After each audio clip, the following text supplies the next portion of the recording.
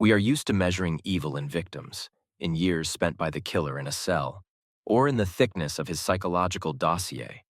But there is a much more ruthless scale, the language of money. What if we calculate a serial killer as the most expensive and destructive project society is forced to finance? From the first alarming call about a missing person to the monster's last breath in a prison cell, the state, businesses, and every taxpayer pay an astronomical price for its existence. Today, we will conduct a full audit of this hell. Are you ready to find out how much a serial killer really costs society? The figures will stagger you. In 2009, a team of sociologists from Iowa State University, led by Dr. Matt DeLisi, caused a sensation with their research. They didn't just add up the obvious bills for police work, courts, and prisons.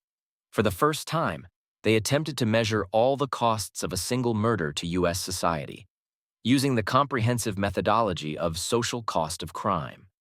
The final figure stunned many: $17,252,656, $17.25 million for one murder, not for a series. Where does this astronomical sum come from? Let's break down this monstrous bill item by item. The first and most obvious part is direct state expenditures, falling on taxpayers' shoulders. This includes, first and foremost, investigation. Imagine an FBI task force of 20 experienced agents, investigators, forensic specialists, and analysts. According to authoritative research by the Rand Corporation, the cost of investigating violent crime, 2015, maintaining such a group per month costs the budget between $400,000 and $750,000. This covers salaries, high-tech equipment, communication, analytical databases, and logistics. Take the infamous Green River Killer, Gary Ridgway, whose manhunt lasted 19 long years, from 1982 to 2001. Direct expenses alone for the King County Police and FBI on this investigation exceeded $25 million. Add forensics. A comprehensive DNA analysis in the 2000s cost $5,000, $10,000 per sample. With dozens of victims and hundreds of samples, the bill just for DNA easily surpassed $500,000, even $1 million. Ballistics, fingerprinting, toxicology, anthropological examinations, if remains were skeletal, another $200,000, $500,000. Don't forget expensive consultations, profiling by FBI Behavioral Analysis Unit, BAU, experts, forensic psychiatrist evaluations, another $100,000, $300,000. Agent travel across the country, temporary base rentals, secure comms, at least $100,000. Total, just to solve one complex serial killer case, the state easily spends from $1.30 to $2.65 million. Then comes the stage of legal proceedings, and here the bill skyrockets. The state must pay not only for prosecutors, but also for defense.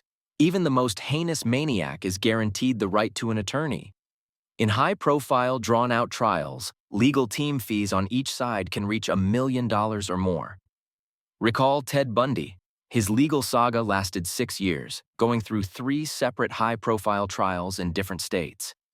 According to archival data from the Florida Bar Association, historical records, and Colorado court reports, expenses on attorneys alone, both prosecution and defense, in this case amounted to about $15 million back then. Adjusted for inflation, that's roughly $45 million today.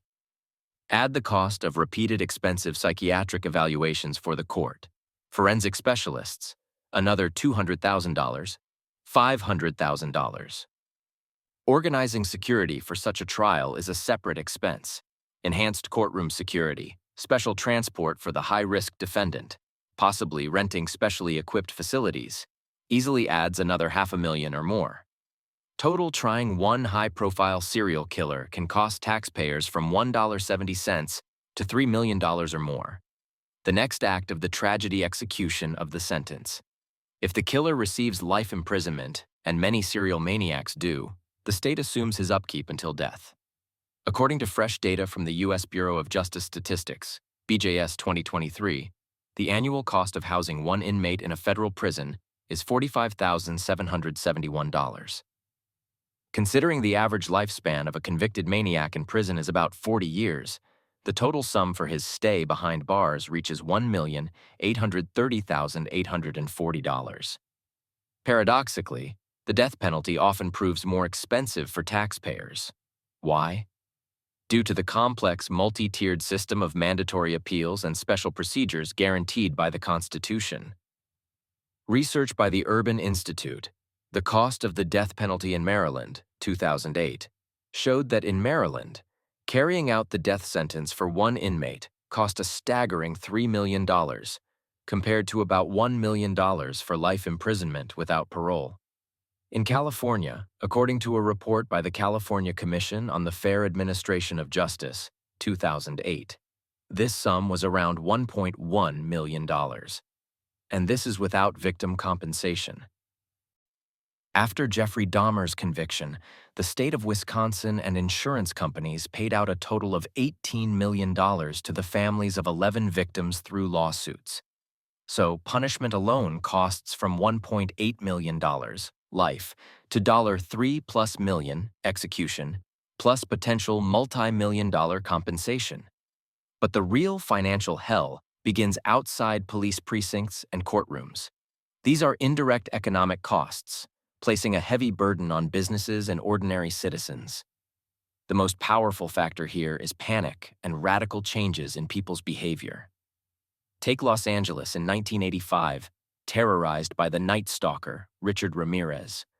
According to FBI UCR supplemental data, 1985, firearm sales in the city soared by 185%. Sales of security systems, locks, bars, alarms, jumped by an astounding 350%, as shown in an LA Chamber of Commerce report that year.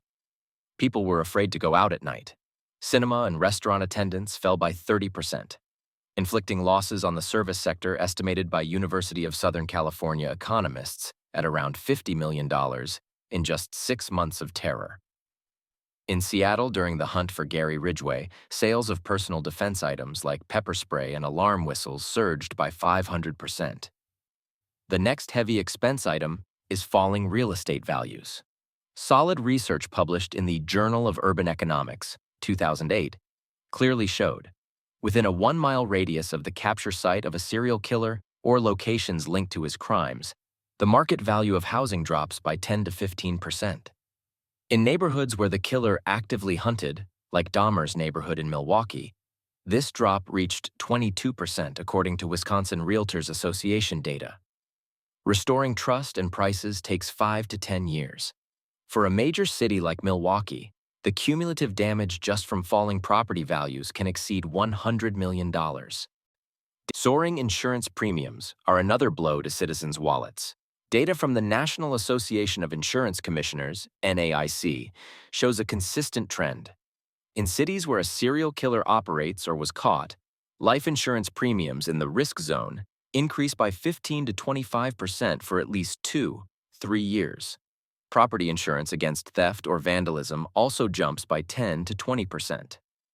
Tourism suffers immediately and significantly. After Jeffrey Dahmer's arrest in Milwaukee, hotel bookings fell by 17% year-on-year, as reported by the Wisconsin Department of Tourism, 1992 report. Cancellations of conferences and events dealt a blow to the city's budget, estimated by the Milwaukee Convention Bureau at around $15 million. However, the most enormous, most mysterious, and most expensive part of the bill is intangible costs, or the price of fear. To measure this, sociologists led by the pioneer of this approach, Dr. Mark Cohen, Vanderbilt University, think tank Resources for the Future, developed the willingness to pay WTP methodology. The essence is to assess the intangible, deep-seated fear, societal psychological trauma, loss of quality of life, a constant sense of threat. To do this, a representative sample of citizens is asked, how much would you personally be willing to pay annually as an additional tax to reduce the risk of murder in your city by 10%? Responses are extrapolated to the entire society. In DeLeese's study, it was WTP that made up a staggering $12.1 million of the $17.25 million per murder. That's 71.3% of the total cost. What does this giant sum include? Psychological damage to witnesses, victims' families, and the whole community, leading to post-traumatic stress disorders. Loss of quality of life, abandoning evening walks, avoiding parks, a constant feeling of insecurity.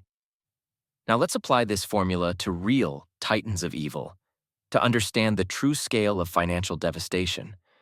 Gary Ridgway, Green River Killer, USA, 49 plus official victims.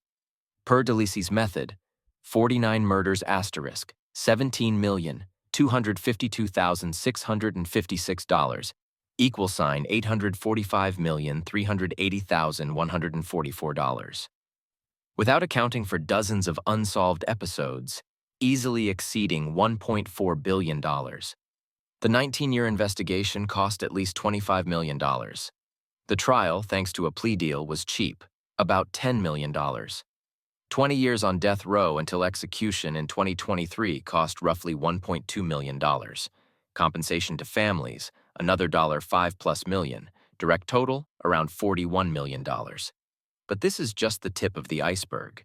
Indirect damage and the price of fear for Seattle in the 1980s to 90s.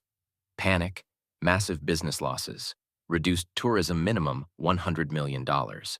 Falling property values in South King County, another estimated $50 million. Total real damage estimate exceeds $191 million. And this without formally calculating WTP per DeLisi's full method. Ted Bundy, USA, 30+ victims. DeLisi's formula gives $517.5 million. Real costs, multi-state investigation, Utah, Colorado, Florida, $15+ million. 3 grueling trials, $15+ million. 10 years of confinement until execution, about $450,000.